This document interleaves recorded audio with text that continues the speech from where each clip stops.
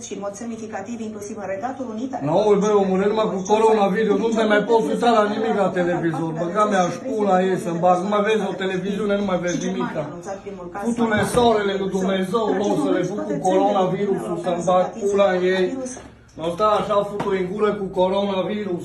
Nu te mai poți uita la o știre, nu mai vezi nimica, băi, omule, nu. Băga mea pula în corona, nu o să-mi bag. Au stat așa că rup televizorul, futui soarele, nu o să le fut cu coronavirusul, nu o să le fut așa mâine.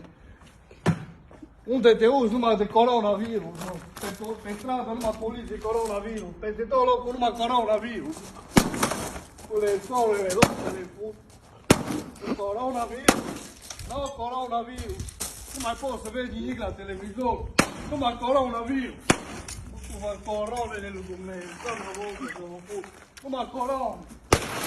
Nu, coronavirus.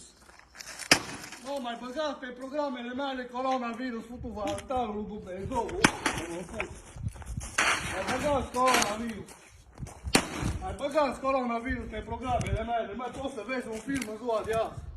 Tu le altarul lui Dumnezeu.